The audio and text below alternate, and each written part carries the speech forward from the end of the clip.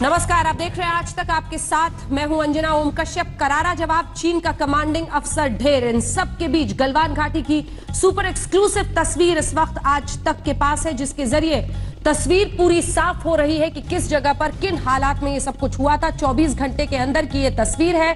आइए आपको सीधे लिए चलते हैं अपने सहयोगी राहुल कंवल के पास। और राहुल, इस वक्त इस तस्वीर को भी समझाएं और साथ ही बनाएं कि क्या अभी भी जस की तस स्थिति वहां पर बनी हुई है गलवान घाटी में।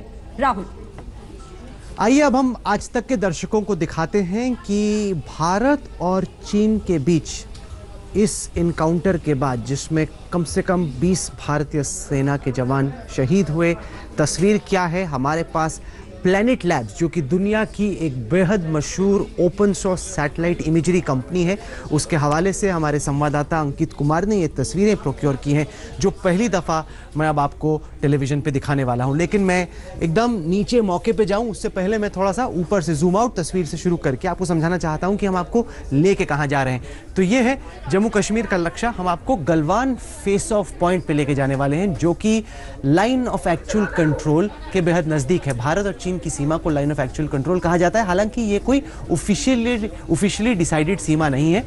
वहां पर गलवान घाटी के नज़दीक इस वक्त जो फ्लैश पॉइंट बना हुआ है, वहां पर मैं आपको लेके जा रहा हूं। कुल मिला के ये जो लड़ाई है ये इस सड़क को लेकर भी है, जो कि दौलत बेग ओल्डी से निकलकर दरबुक से आती है, जो कि शोक नदी, ये नीली जो लकीर है ये शोक नदी है। इसके इर्द गिर्द उसके एकदम साइड पे हम लोगों ने ये DSDBO रोड बनाई है, 323 किलोमीटर लंबी। ये जो नीली आप लाइन देख रहे हैं ये गलवान नदी है, और ये नीली लाइन शोक नदी है। इसको मौत की नदी कहा जाता है, क्योंकि कई सारे कारोबारी इसमें गिर जाया करते थे गर्मियों में, जब वो ट्रेडिंग के लिए जाया करते थे शिनजियांग। यहाँ पे है फ्लैश पॉइंट 14, जो कि वो जगह है जहाँ पर ये हादसा हुआ, जहाँ पर ये इनकाउंटर हुआ, जहाँ पर ये क्लैश हुआ। वहाँ पे अब मैं आपको लेके चलने वाला हूँ। आइए तीसरी तस्वीर में आते हैं, ताकि आपको थोड़ा और समझ में आए कि दरअसल हो क्या रहा है। तो यहाँ पर हैं 2 चाइनीज़ पोस्ट, ये उनकी पक्की सड़क है। तो इस पक्की सड़क के रास्ते चाइनीज़ आर्मी अपनी गाड़ियों को लेकर, अपने हथियारों को लेकर, अपने सैनिकों को लेकर एकदम ठीक PP-14 की तरफ आ गई थी। PP मतलब पेट्रोल पॉइंट 14, इसको सेना की भाषा में कहा जाता है। भारत ने भी यहाँ से बिल्डअप किया। तो ये हम लोगों के वैसे पोस्ट हैं, नदी को पार करके हमने इस इलाके में बिल्डअप किया। ये एक घाटी का इलाका है, यहाँ पर हमारा बिल्डअप था और यहाँ पर चाइना का बिल्डअप था। लेकिन किस तरह का बिल्डअप था, कितना बड़ा बिल्डअप था, अभी आपको वो सैटेलाइट तस्वीरों में दिखने वाला है। ये थोड़ा और नज़दीक का एक शॉट है, जिसमें ये दिखता है कि ये संगम है दोनों नदियों का, गलवान और शोक की नदी का, और हमारे जो सैनिक हैं वो नदी के किनारे किनारे यहाँ पर आ गया है। चाइना के जो सैनिक हैं वो यहाँ से इधर की तरफ आए, और ये बन गया फ्लैश पॉइंट PP-14। आइए अब तैयार हो जाइए, हम आपको दिखाते हैं पहली दफ़ा। ये बेहद हाई क्वालिटी हाई रेजोल्यूशन तस्वीर है, यानी कि इसको बहुत ही जूम किया जा सकता है। करीब 1-2 मीटर में नीचे क्या हो रहा है उसको देख सकते हैं सैटेलाइट से। तो जो भी दावे पॉलिटिकल पार्टीज कर रही हो, सरकारें कर रही हो, उससे कहीं दूर आप खुद अब आज तक पे देख पाएंगे कि इस फ्लैश पॉइंट 14 पे इस वक्त की तस्वीर क्या है। 24 घंटे भी नहीं हुए इस तस्वीर को लिए, जो अब आप आज तक पे देखने वाले हैं। आइए मैं आपको दिखाता हूँ। तो ये है पहली तस्वीर, और इसमें फिर मैं जूम करने वाला हूँ। जो कुल मिला के मैंने आपको दिखाया कि यह है वो इलाका जहाँ से इंडियन आर्मी ने अपना बिल्डअप किया था। यह वो इलाका है जहाँ से चाइनीज़ आर्मी आई थी, और यहाँ पर है फ्लैश पॉइंट 14। अब जैसे ही मैं जूम इन करना स्टार्ट करता हूँ, तब आपके सामने दरअसल पूरी तस्वीर आनी शुरू होती है। ये जो गाड़ियाँ हैं ये चीन की गाड़ियाँ हैं, यहाँ पे उन्होंने बिल्डअप किया हुआ है। और अगर हम थोड़ा सा पीछे इस नक्शे में आते हैं, तो ये देखिए आप, कितना बड़ा और कितना ज़बरदस्त चीनी बिल्डअप है, कितना बड़ा ये झूठ चीन के सैनिक, चीन के जनरल बोल रहे हैं, जहां वो कहते हैं कि हम डिसंगेज कर रहे हैं, हम अपनी सेना को पीछे भेज रहे हैं। सरासर झूठ यहां से स्टार्ट होता है। आप देखिए आपके सामने है, इसमें कुछ छिपाया नहीं जा सकता, कुछ दबाया नहीं जा सकता, क्योंकि चीन की हरकत कैमरे के सामने है, सैटेलाइट इमेज पे कैप्चर है। यहां से चाइना का बिल्डअप स्टार्ट होता है। अब आप देखिए कितना बड़ा ये बिल्डअप है, क्योंकि नदी के किनारे किनारे इनके हट्स भी हैं, इनके मोटर व्हीकल्स भी हैं, इन्होंने कुछ टेंट भी बना रखे हैं, और बहुत बड़ी तादाद में आप देखें तो ये देखिए बहुत बड़ी तादाद में इस इलाके में चाइना का बिल्डअप है। ये बात सही है कि आगे बिल्डअप थोड़ा कम है, यहाँ पे केवल ये 4 गाड़ियाँ, चार स्ट्रक्चर्स हैं, यहाँ पर स्ट्रक्चर और कम है। अगर मैं थोड़ा सा पीछे जाता हूँ तो आपको दिखेगा ये है इंडिया का बिल्डअप। देखिए यहाँ पर है अब इंडिया का बिल्डअप। और हमने जो वादा किया था कि हम डिसंगेज करेंगे, अपनी सेना को पीछे खींचेंगे, हूबहू उसी तरीके से हमने 6 जून के कोर कमांडर्स की बातचीत के बाद अपने सैनिकों को पीछे किया और हमने डिसंगेज करना स्टार्ट किया। यही तो चर्चा हुई थी लोकल टैक्टिकल लेवल पर कि डिसंगेजमेंट स्टार्ट होगी। जब कर्नल बाबू ने देखा कि चाइनीज शायद डिसंगेज नहीं कर रहे, तो इस इलाके से निकलकर अपनी एक वेरिफिकेशन पार्टी, और वेरिफिकेशन पार्टी बहुत छोटी पार्टी होती है, छोटी टुकड़ी के साथ आगे गए। ये देखिए इस इलाके में इस नदी के साथ आप सोचिए कि ये दोनों तरफ पहाड़ हैं, बीच में गलवान नदी है। गलवान नदी का नाम एक लद्दाखी ट्रेडर, कारोबारी होते थे ब्रिटिश एम्पायर में, जब ब्रिटिश आर्मी के सैनिक आते थे उनके साथ वो ट्रेडिंग करने जाया करते थे, इसलिए नदी का नाम गलवान नदी पड़ा, रसूल खान गलवान। तो उस के साथ साथ अगर हम लोग आते हैं तो वो आए बताने के लिए कि आपका बिल्डअप तो नहीं गया है। तो इस इलाके में फिर फ्लैश पॉइंट हुआ, ठीक इस इलाके में दोनों सैनिकों के बीच में क्लैश हुआ। अब आप देखें, और ऐसा क्यों हुआ कि कुछ जो सैनिक हैं वो नदी में गिर गए, वो इस वजह से कि ये इतना, अगर आप सोचिए कि कुछ भारत के सैनिक जाते हैं वहाँ पे, सामने उनको चाइनीज़ आर्मी दिखती है, उनके बीच में अब वो बेसबॉल बैट हों, उस पर बार्ड वायर्स नुकीली तार लगी हुई हैं, साथ ही साथ डंडे हैं, हथौड़े हैं, और इनके साथ लड़ाई चल रही है। और हमारी तो एक छोटी सी वेरिफिकेशन पार्टी गई थी कहने के लिए कि भाई आपने वादा किया, आप पीछे जाइए।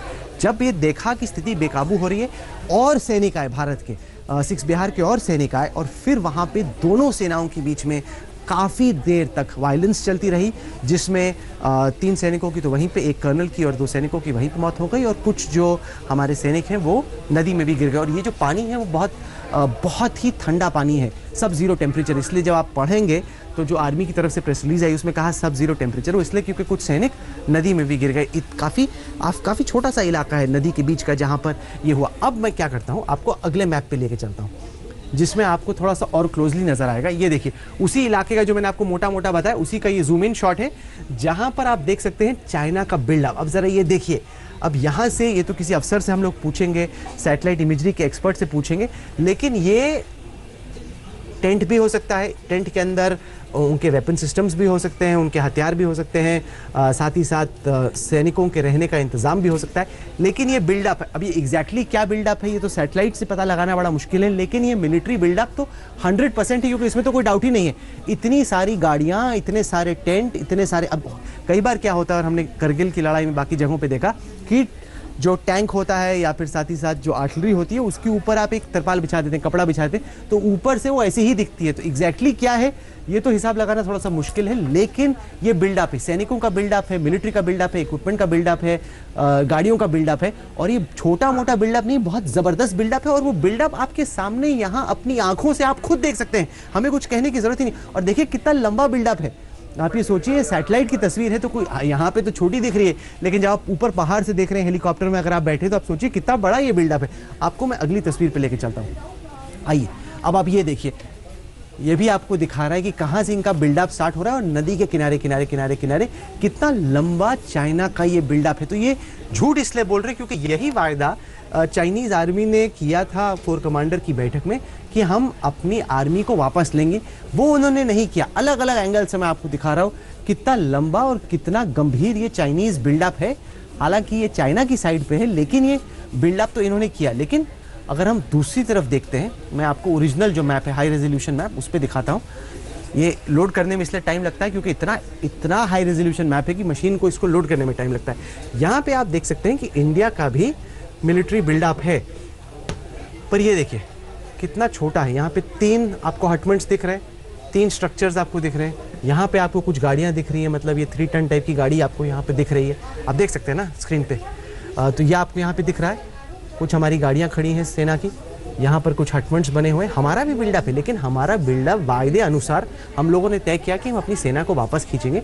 चाइनीज़ हमेशा की तरह झूठ बोलते हैं, और इस दफ़ा उनका झूठ 1962 में इस तरह की सैटेलाइट इमेजरी नहीं थी, 1962 में तो आज तक भी नहीं था, लेकिन जिस तरह की तस्वीरें हैं और जिस तरह का सबूत है, उसके बाद चीन का झूठ एकदम सरासर पकड़ा जाता है।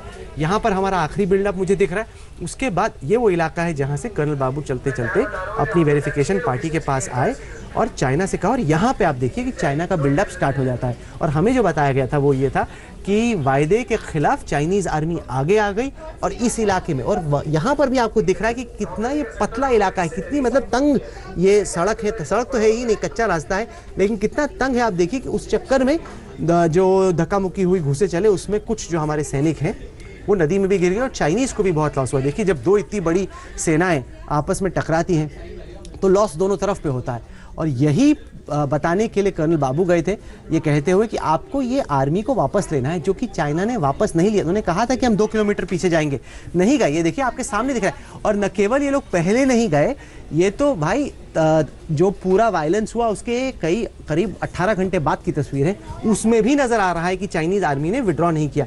यहाँ पर कुछ कम डिप्लॉयमेंट है, लेकिन जैसे मैं इस सड़क पे पीछे जाता हूँ, आप खुद देखिए यहाँ से इनकी कितनी बड़ी डिप्लॉयमेंट स्टार्ट होती थी। यहाँ से स्टार्ट होती है, ये स्ट्रक्चर्स हैं उनके, यहाँ पे आप देखिए ये इनके स्ट्रक्चर्स, ये इनके स्ट्रक्चर, और किस बड़ी तादाद में आप कैमरे पे देख सकते हैं चाइनीज़ आर्मी यहाँ पर मौजूद है। नदी में अगर हम और पीछे पीछे जाते हैं तो आपको और नज़र आए। और ये देखिए, चलिए मैं और पीछे पीछे आया, अब ये देखिए हम और पीछे, यहाँ पर चाइना का और बिल्डअप है। मैं उसी नदी में इस हाई रेजोल्यूशन सैटेलाइट इमेज के जरिए पीछे जा रहा हूँ। अब आप यहाँ पे देखिए चाइना का आपको और बिल्डअप देखिए। और ये तो जो एकदम नज़दीक था LAC से बिल्डअप, उससे भी बड़ा बिल्डअप है। यहाँ तो पक्के स्ट्रक्चर बने हुए, देखिए ये गाड़ियाँ हैं, ये पक्के स्ट्रक्चर हैं, कितनी बड़ी तादाद में। आप ये खुद देखिए,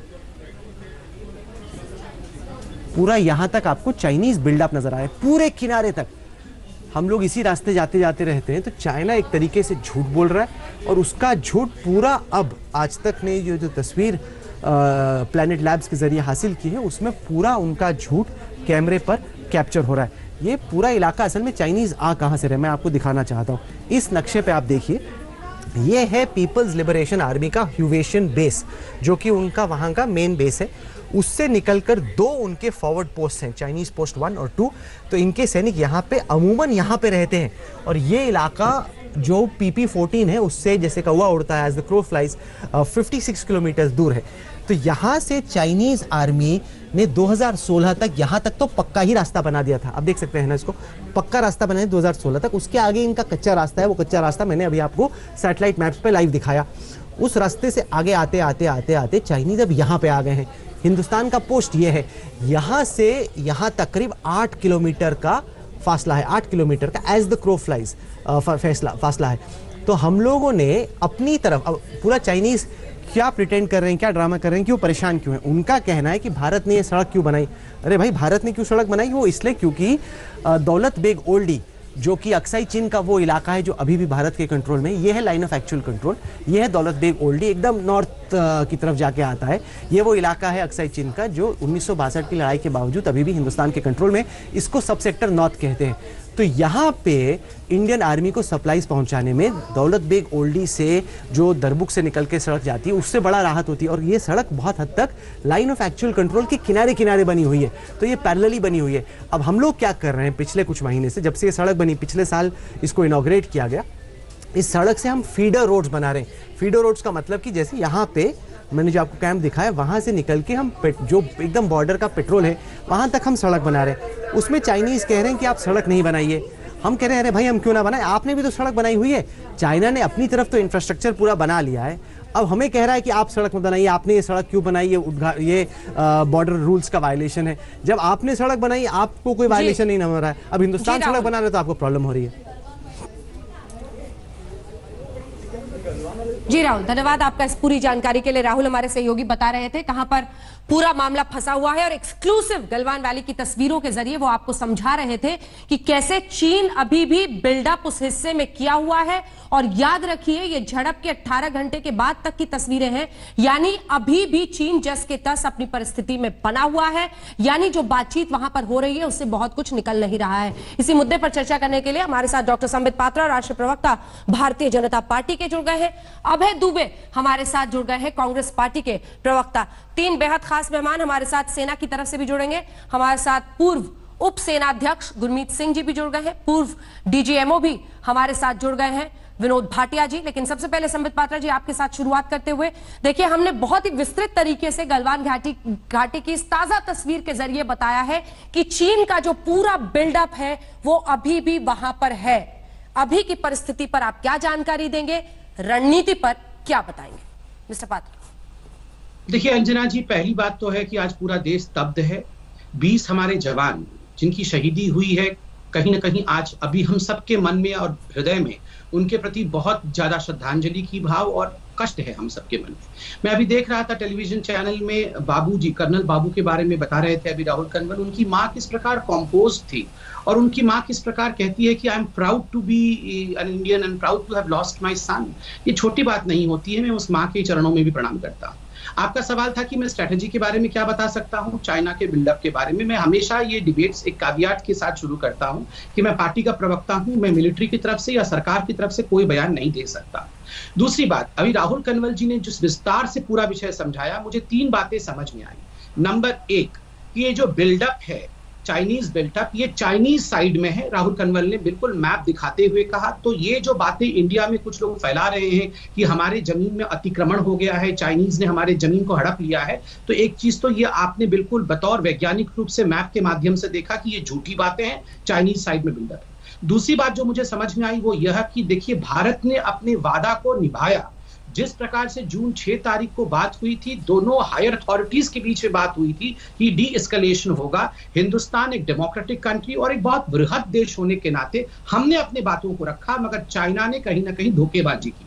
तीसरी बात जो मुझे समझ में आया कि चाइना किस प्रकार से भारत के इंफ्रास्ट्रक्चर डेवलपमेंट को लेकर कहीं ना कहीं तिलमिलाया हुआ है और वो नहीं चाहता है कि जिस प्रकार मोदी जी की सरकार बहुत ही त्वरित तरीके से infrastructure development along the LAC कर रही है वो हो, और इस कारण एक बहुत बड़ी छटपटाहट है।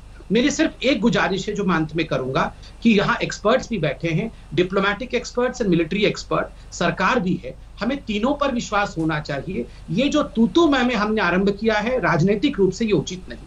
अंजना जी, 4 C है।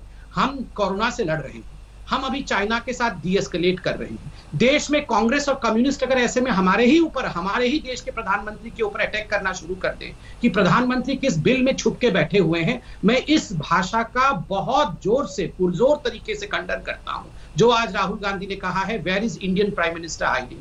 अरे भाई, देश में एक संकट है, हम उसे डील कर रहे हैं, आत्मविश्वास के साथ डील कर रहे हैं। उसमें ऐसा कहना कि देश का प्रधानमंत्री कहीं बिल में छुप गया है, मुझे लगता है ये बिल्कुल नापसंद करने वाले शब्द हैं। ऐसे शब्दों को कांग्रेस पार्टी तुरंत वापस ले। अभय दुबे जी, संकट की घड़ी में साथ या 2 हाथ? अभय दुबे, ये तेज करो नहीं। अभय जी, आवाज आ रही है सर? शायद उन तक आवाज नहीं पहुंच रही, फोन से कनेक्ट करें जल्दी से। गुरमीत सिंह साहब, आपसे एक कमेंट लेते हुए, क्योंकि हमने उस पूरे गलवान घाटी के भी डिटेल्स को देखा है, क्या समझे हम परिस्थिति को अभी भी जो बनी हुई है? क्या मैं बोलूं? जी। अंजना जी, जिस प्रकार राहुल कनवल जी ने विस्तार में टेक्नोलॉजी के सहारे से बताया है, मैं दाद देता हूं आपको, आपकी चैनल। और दूसरी बात यह है कि जो चाइना का जो झूठ है वो पूर्ण रूप से पकड़ा गया है। इनफैक्ट मेरे दिमाग में तो चाइना के बारे में 12 झूठ हैं जिसके ऊपर में ये पूरा ही चाइना और पीएलए निर्भर है। उसने बहुत बड़ी गलती कर दी है। उसने, चाइना ने एक लक्ष्मण रेखा को पार किया है। सबसे बड़ी जो कैजुअलिटी हुई है 15 जून को, वो है ट्रस्ट। इसके बाद में चीन चाइना के ऊपर में कभी भी भरोसा नहीं किया जा सकता है। जब वातावरण था टॉक का, जब वातावरण था मीटिंग का, जब 6 जून में उन्होंने कहा था कि हम पीछे हटेंगे, और उनके जो उनकी साइड से ये भी कहा गया कि सिचुएशन नॉर्मल है, हम पीछे हट रहे हैं, तो इतना बड़ा झूठ क्यों? टेक्नोलॉजी के जमाने में, स्पेस टेक्नोलॉजी के जमाने में, स्पेस सर्वेलेंस के जमाने में ये सब कुछ पता लग जाता है। देखिए, जो बांध है ना वो टूट गया है। जिस बांध के ऊपर में चाइना झूठ बोलता था, आज आपके प्रोग्राम से ये वो बांध बिल्कुल तबाह हो गया है। जी। और ये देखिए जो पीएलए आर्मी ने 15 जून की रात को जो किया, डंडे के साथ में, डंडे में कील लगाकर, यही है जो कर सकते हैं पीएलए वाले, क्योंकि इन्होंने हिस्ट्री के अंदर में सिर्फ अपने लोगों को, चीनियों को ही मारा है। यही है जो टैंक के साथ में तियानमेन स्क्वायर में जाके अपने लोगों को कुचलते हैं। यही है जिन्होंने तिब्बत के अंदर में, सिंजांग के अंदर में अपने ही लोगों के साथ में तबाही किया है। ये कोई फौजी का लड़ने का तरीका होता है? पहली बात तो जो पीएलए है वो तो फौज है ही नहीं। बिल्कुल, आपके इसी सवाल और इसी बात में गुरमीत सिंह साहब पूरी सच्चाई छिपी है, लेकिन सवाल यही है कि अकाउंटेबल कैसे चीन को इसके लिए ठहराया जा सके, ये हिंदुस्तान को तय करना है। बड़ी खबर के साथ बुलेटिन की शुरुआत कर रहे हैं। चीन के साथ हालात पर चर्चा के लिए प्रधानमंत्री नरेंद्र मोदी ने 19 जून को शाम 5 बजे सर्वदलीय बैठक बुलाई है। बैठक में सभी पार्टियों के प्रमुख शामिल होंगे। चीन में जो मसला अब देश के सामने उभरा है उस पर बैठक होगी। 19 जून को शाम 5 बजे ये सर्वदलीय बैठक बुलाई गई है, जिसमें सभी दलों के मुखिया शामिल होंगे। शाम 5 बजे 19 को ये बैठक बुलाई गई है। वीडियो कॉन्फ्रेंसिंग के जरिए ये वर्चुअल बैठक करेंगे प्रधानमंत्री, और सभी दल और उनकी राय शुमारी की जाएगी इस बैठक के जरिए। आइए रुक करते हैं सभी खास मेहमानों का जो लगातार हमारे साथ बने हुए हैं। अभय दुबे जी, आपको मौका नहीं मिल पाया था। डॉक्टर संबित पात्रा का कहना था कि ये वो वक्त नहीं है जब हम चर्चा को इधर उधर आपस की राजनीति में ले जाएं। अब प्रधानमंत्री ने सर्वदलीय बैठक बुलाई है। जल्दी से एक रिएक्शन डॉक्टर पात्रा इस पर आपसे, फिर आगे लिए चलेंगे चर्चा। नहीं हो डिबेट में बैठक बुलाई है, जल्दी से एक रिएक्शन डॉक्टर पात्रा इस पर आपसे, फिर आगे लिए चलेंगे। आपने एक सेकंड जरा, आपको टोक रही हूं मैं संबित जी। ठीक है, मैं आपको कनेक्ट कर रही हूं। एक बार जल्दी से हिमांशु हमारे सहयोगी जुड़ रहे हैं इसी खबर पर हमारे साथ। हिमांशु, सर्वदलीय बैठक करेंगे प्रधानमंत्री, और मतलब जितने भी दल हैं उनकी क्या सोच है, क्या होना चाहिए भारत की, क्योंकि इस रायशुमारी को लेकर हमेशा प्रधानमंत्री पर आरोप लगता था कि आप सर्वदलीय बैठक क्यों नहीं बतलाते अगर चीन को लेकर मसला संगीन हो रहा है। देखिए, बिल्कुल विपक्ष लगातार हमलावर था, और राहुल गांधी लगातार, जब से भारत सरकार और चाइना के बीच में टेंस है बनी हुई है, तब से राहुल गांधी जो है वो लगातार हमलावर है केंद्र सरकार पर, टारगेट किए हुए प्रधानमंत्री नरेंद्र मोदी को। आज सुबह भी उन्होंने यही कहा कि प्रधानमंत्री क्यों चुप है, वो सामने आए, हम उनके साथ हैं, लेकिन देश को सिचुएशन के बारे में बताएं। अंजना, याद कीजिए बालाकोट की घटना के बाद प्रधानमंत्री नरेंद्र मोदी ने ऑल पार्टी मीटिंग बुलाई थी। उसमें सभी पॉलिटिकल पार्टियों ने अपना अपना व्यू दिया था, और सबसे बड़ी बात यह है कि उसके बाद एयर स्ट्राइक की गई थी पाकिस्तान पर, और आगे की रणनीति किस तरह सभी सहयोगी दलों को, सभी राजनीतिक पार्टियों को साथ में लेके चलना, ये कोशिश प्रधानमंत्री करना चाहते हैं। और चाइना के जो हालात हैं उसकी ब्रीफ भी जो है सरकार की तरफ से वो जरूर दी जाएगी इस ऑल पार्टी मीटिंग में, और सबको क्या उनकी पार्टियों की राय है, क्या आगे सरकार को सुझाव दिए जा सकते हैं, ये सारे सुझाव भी सभी पार्टियों से लिए जाएंगे। बिल्कुल महत्वपूर्ण ये बैठक, क्योंकि प्रधानमंत्री ने सभी दलों के मुखिया के साथ ये वीडियो कॉन्फ्रेंसिंग के जरिए बैठक बुलाई है। 19 जून को शाम 5 बजे ये बैठक होगी, और एक पहल होगी जिसमें सभी दल उनकी राय ली जाए। हालांकि विपक्ष लगातार आरोप लगाता रहा है कि प्रधानमंत्री, और खास तौर पर राहुल गांधी ने सीधा प्रधानमंत्री पर हमला बोला कि प्रधानमंत्री कहां है, लेकिन इन सब के बीच ये खबर आ रही है। डॉक्टर संबित पात्रा, प्रधानमंत्री ने अब 19 जून को सर्वदलीय बैठक बुलाई है, यानी देश की सरकार भी अब ये मान रही है कि सभी दलों को मिलकर उनसे राय चर्चा, राय शुमारी जरूरी है ऐसे संगीन मुद्दे पर। डॉक्टर पात्रा, देखिए अंजना जी, इसमें कोई दो मत नहीं है। इंडिया और चाइना में क्या बेसिक फर्क है? इंडिया एक डेमोक्रेटिक कंट्री है और वहीं चाइना एक डिक्टेटोरियल कम्युनिस्ट कंट्री है। स्वाभाविक है सभी पार्टी को, सभी को मिलकर चलना चाहिए। आप याद करिए डोकलाम के स्टैंड ऑफ के समय भी 73 डेज का स्टैंड ऑफ था, उसके बाद उसमें भी कहीं ना कहीं ऑपोजिशन ने इंपेशेंस दिखाया था, किंतु राजनाथ जी के घर में बैठक हुई थी और वहां सुषमा जी, उस समय सुषमा जी हमारे बीच में थी, अरुण जी भी हमारे बीच में थे, और राजनाथ जी ने, सबने तीनों ने मिलकर बहुत विस्तार से किस प्रकार समझाया था डोकलाम का विषय 14 पार्टी के मेंबर्स को, जो लीडर ऑफ अपोजिशन थे। ठीक उसी प्रकार उचित समय में कहा गया था बार बार सरकार द्वारा, उचित समय में हम सबको ब्रीफ करेंगे।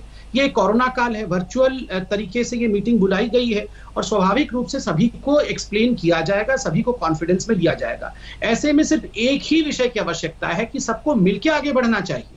इसमें इम्पेशंस, अधैर्यता दिखाना और इसमें अपने सरकार, अपने प्रधानमंत्री, अपनी आर्मी के प्रति कहीं ना कहीं अश्रद्धा का भाव दिखाना और ये सोचना कि चाइना बहुत बड़ी पावर है और हम छोटा है, ये बिल्कुल उचित नहीं है। इसमें बिल्कुल अपने मोराल को हाई रखना, एंड हाउ इज द जोश, जोश इज हाई, यह कहते हुए हमें आगे बढ़ना चाहिए। और ये बिल्कुल प्रधानमंत्री कहीं छुप गए हैं, ही इज इन हाइडिंग, ऐसे शब्दों का प्रयोग किसी को नहीं करना चाहिए।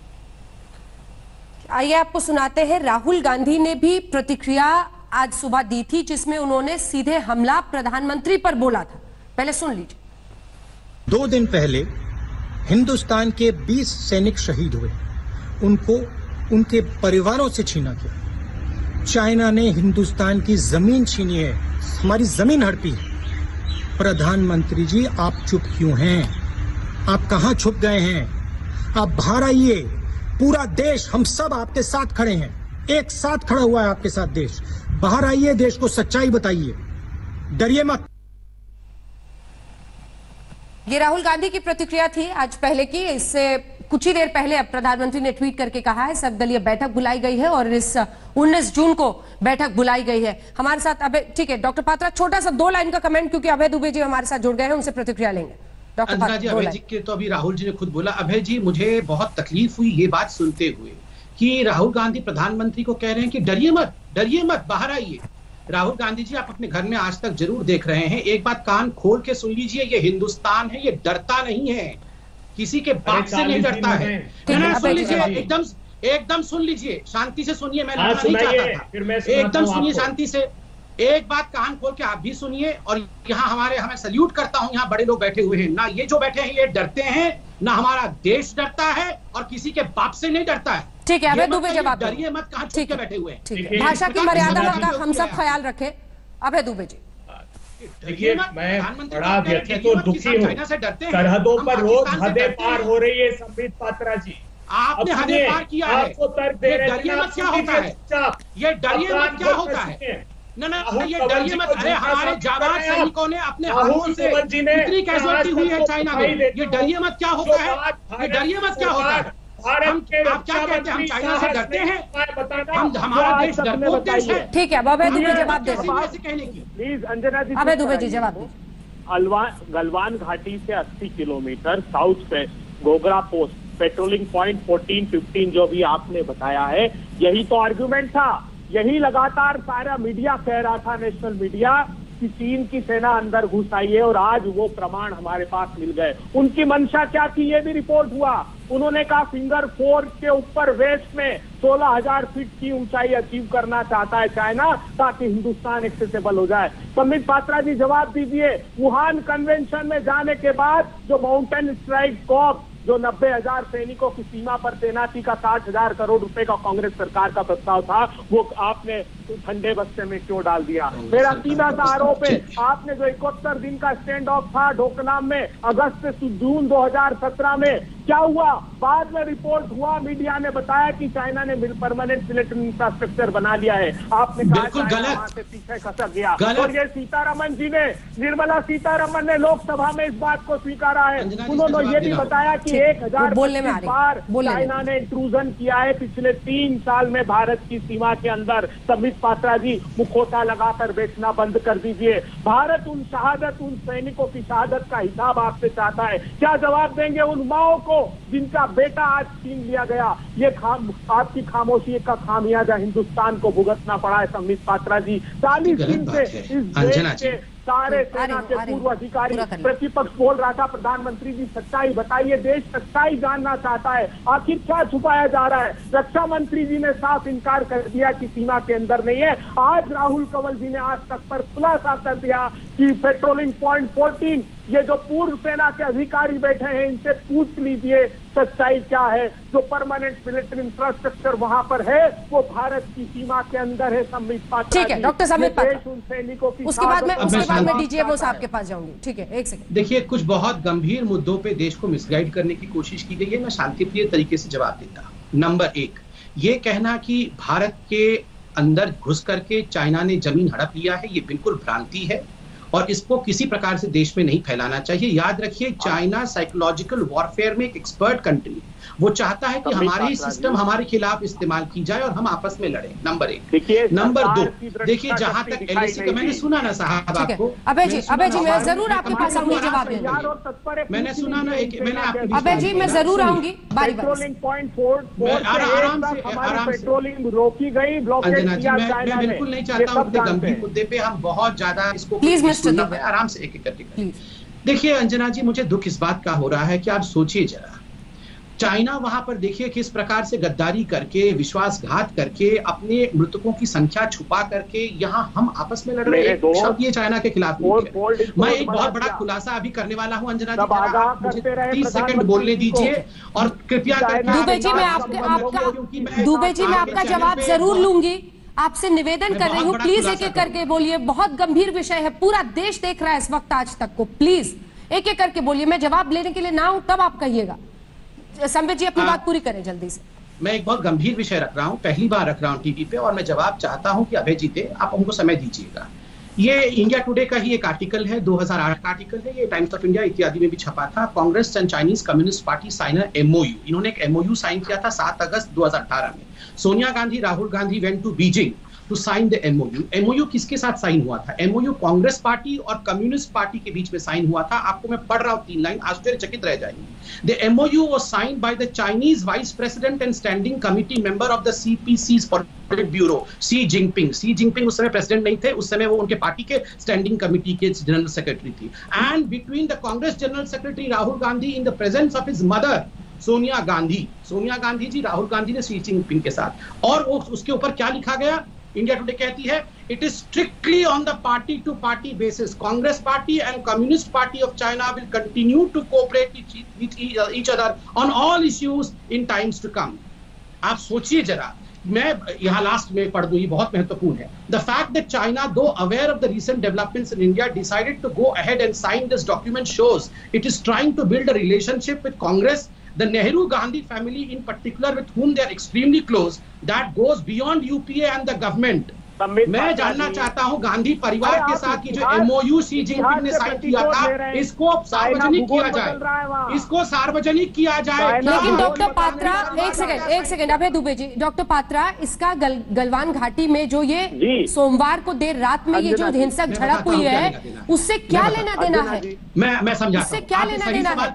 चीन का विदेश मंत्रालय कह रहा है सर कि गलवान घाटी हमारा है। क्या लेना देना है मैं समझाता हूं। आपने बहुत अजीब प्रश्न पूछा है, मैं 10 सेकंड में ही समझाता हूं। देखिए अंजना जी, यहाँ एक्सपर्ट बैठे हैं, आप मेरे बाद एक्सपर्ट से पूछिए कि प्रोपेगेंडा वॉर और साइकोलॉजिकल वॉरफेयर में चाइना कितना आगे। हमारे ही देश में एक परिवार के साथ गठजोड़ करके देश में चाइना ने हमारे जंगलों को हड़प लिया। देश ने किस प्रकार से हमारे आर्मी को हरा दिया, इस प्रकार का प्रोपेगेंडा हमारे ही देश के एक बहुत प्रतिष्ठित राजनीतिक परिवार के साथ मिलकर चाइना देश में करने की कोशिश कर रहा है। हम उस गर्त में ना गिरे, मैं इतना कहना चाहता हूँ। आर्मी पे भरोसा रखिए, हमारे डिप्लोमेट्स पे भरोसा रखिए। हमारी सरकार कमजोर नहीं है और डरपोक नहीं है जैसी राहुल गांधी बोल रहे हैं। अभय जी इसका जवाब दीजिएगा। चीनी विदेश मंत्रालय का बयान आया है, पहले वो सुनिए, जल्दी से सुनाइए। Again crossed the line of actual control for illegal activities and deliberately launched provocations and attacks which led to fierce physical confrontations and resulted in casualties. The sovereignty of the Galvan Valley area has always belonged to China. The Indian border troops flip-flopped and seriously violated our bilateral protocols on border-related issues, and the consensus of our commander-level talks, which severely undermined our military-to-military relations and the feelings of our two peoples. We ask India to strictly discipline its frontline troops, stop all infringing and provocative activity at once, and work with China and come back to the right track of resolving the differences through dialogue and talks. इससे पहले कि फिर राजनीतिक तूतू में मैं ये पूरा मामला कहीं डूब जाए, मैं पूर्व डीजीएमओ हमारे साथ major general retired Vinod Bhatia ji मौजूद है। भाटिया साहब, मैं आपसे समझना चाहती हूँ, चीन जब ये कह रहा है गलवान घाटी हमारा है और भारत अतिक्रमण कह रहा है, मतलब वही जो बीते दिन से वो कहना चाह रहे थे, एक बार फिर से कह रहे हैं, इसको किस तरह से देखे भारत? देखिए, काफी कुछ बदली हो गया है 15 जून के बाद। पहले हमारे 3488 का अनसेटल्ड बॉर्डर होता था। मैं समझता हूँ ये अनसेटल्ड बॉर्डर कंटेस्टेड बॉर्डर बन गया है। ये जो इंसिडेंट हुआ है, जो पीस एंड ट्रैंक्विलिटी थी, फ्रेजाइल थी पिछले 45 साल से, वो बदली हो गई है।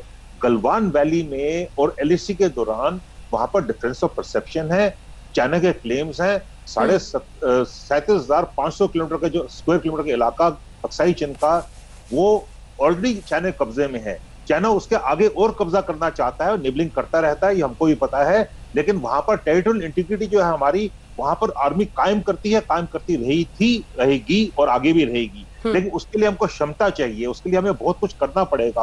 अगर हमें चाइना से बात करनी है, हमें चाइना से बात करनी पड़ेगी फ्रॉम पोजिशन ऑफ स्ट्रेंथ, और वो पोजिशन ऑफ स्ट्रेंथ हमको अभी हासिल करनी पड़ेगी। वहां पर हमें डिप्लॉयमेंट करनी पड़ेगी और हमें आगे अपने आप को बढ़ाना पड़ेगा, हमें सक्षम करना पड़ेगा। आर्मी और आर्म्ड फोर्सेस को फ्यूचर रेडी होना पड़ेगा, हमारी मॉडर्नाइजेशन होनी पड़ेगी। और डिफेंस प्रिपेयर्डनेस जो है वो पीस लाती है। पीस ऐसे नहीं मिलता है, पीस आएगा from war preparedness, from operational readiness, from defence preparedness. तो हमको आगे सोच के चलना पड़ेगा। काफी कुछ अभी बदली हो गया है। आगे हमें क्या करना पड़ेगा, हमें ये सोच के बताएं। इमीडिएट टर्म में मिलिट्री टॉक्स जारी हैं वहां पर। गलवान में डिसएंगेजमेंट हो गया है, जैसे कि रिपोर्ट्स आ रही हैं। डिप्लोमेटिक टॉक्स जारी हैं। तो ये टॉक्स तो चलती रहेंगी, लेकिन हमें आगे का सोचना है। आज से इसके बाद क्या होने वाला है, ये तो हर साल होगा। ये पहले भी डोकलाम के बाद ही मैंने लिखा था कि is the army future ready, you have to be future ready. अभी जैसे माउंटेन स्ट्राइक कोर की बात हुई, माउंटेन स्ट्राइक कोर की मैं पॉलिटिकल में बिल्कुल नहीं जाऊंगा। मैं सोल्जर हूँ, मुझे किसी से कुछ नहीं करना है। लेकिन मैं डीजीएम से ये सेक्शन हुआ था, पैसा एक पैसा पहले नहीं आया, ना 2013 में आया, ना 2014 में आया, ना आज तक आया है। तो आपको कैपेबिलिटी कैसे मिलेगी जब तक नहीं करेंगे? अभी देखिए, आप वहां पर रोड्स बना रहे हैं, रोड बनाने का तरीका बदली हो गया, सेंड मशीन्स आउट देयर। तो ये हमें सब कुछ देख के चलना पड़ेगा। Please ensure peace from preparedness, peace from defence preparedness, peace from position of strength. ठीक है, अभिषेक मध्यमान जी हमारे साथ फॉर्मर विंग कमांडर जुड़ रहे हैं। मध्यमान साहब, आपसे समझना चाहेंगे, गलवान घाटी हमारा है, जिस तरह से चीन के विदेश मंत्रालय ने कह दिया है कि वो उनका है और उसको लेकर वो आगे बढ़ रहे हैं। ये मैप भी जरा दिखाइए जो हम लगातार दिखा रहे थे। गलवान घाटी की ही तस्वीर है जिसमें साफ दिखता है कि चीन का अतिक्रमण एक बहुत बड़े हिस्से में है। जो तस्वीर सैटेलाइट की है वो भी दिखाएं। किस तरह से हम देखें इन परिस्थितियों को और उसकी रोशनी में विदेश मंत्रालय जो चीन का है उसके बयान को? देखिए, अभी मुझसे कुछ देर पहले ही हमारे वो पैनलिस्ट किसी ने ये भी बोला था कि चाइना विश्वासघात कर रहा है। देखिए, विश्वासघात तो हिस्टोरिकली चाइना करता ही आया है, तो आज की डेट में वो रियलाइज करना बड़ी थोड़ी देर हो जाएगी। जो चाइना की तरफ से बयान गया है अबाउट गलवान वैली, ये बिल्कुल एब्सोल्युटली ऑन एक्सपेक्टेड लाइंस ही है। अभी तक इनफैक्ट जो चीजें पिछले कुछ दिनों में या एक हफ्ते में हुई है, सभी इसकी द्योतक है कि चाइना कहता कुछ है और करता कुछ है। ये 1962 से वैसे ही चला आ रहा है। और द बेनिफिट ऑफ हमारे व्यूअर्स की मैं ये फिर से रिमाइंड करा दूं कि 1962 की लड़ाई में ये गलवान वैली वो जगह थी जहां तक चाइनीज आ गए थे, लेकिन युद्ध के समाप्त होने पर खुद ब खुद रिट्रीट होके उस पोजीशन पे चले गए थे जो अप्रैल मंथ तक वो होल्ड करते थे। नाउ वहां पे वो इसलिए चले गए थे क्योंकि वैली में रहना उनके लिए लॉजिस्टिकली थोड़ा मुश्किल था, चैलेंजिंग था। लेकिन अब जब वो उतर के वैली में आए हैं, डिस्पाइट वो उन मुश्किलात का सामना करते हुए जब वहां पर अपने स्ट्रक्चर्स कर रहे हैं और इंफ्रास्ट्रक्चर डेवलप कर रहे हैं, तो उसके पीछे एक क्लियर कट मोटिव है। वो वहां पर घूमने के लिए नहीं आए हैं, वो वहां पर आए हैं हमारी जो डेवलपिंग इंफ्रास्ट्रक्चर है उसको उस जगह से, गलवान वैली से डोमिनेट करने के लिए। जाहिर सी बात है, हमारे लीडर्स ने भी पहले भी पार्लियामेंट में भी कुछ ऐसे बयान दिए थे, वक्तव्य दिए थे कि भाई जितना भी डिस्प्यूटेड एरिया है जम्मू एंड कश्मीर का 370 का एब्रोगेट करने से के बाद कि पीओके और अक्साई चीन भी अपना है, तो इन चीजों का असर पड़ता है। दूसरे कंट्रीज भी सुनते हैं और पूछते हैं कि किस तरह फॉर्मल फोरम में इन चीजों पे बयान दिए जा रहे हैं। तो चाइना की भी जो चिंता है वो जाहिर सी बात है कि वो भी चिंतित है कि हमारा इंफ्रास्ट्रक्चर भी डेवलप हो रहा है और दूसरी तरफ हमारी ओर से इस तरह के बयानात भी जा रहे हैं। तो हमें इसके लिए प्रिपेयर्ड रहना पड़ेगा। 15 तक। ठीक है सर, एक ब्रेक के लिए हमें रुकना पड़ रहा है।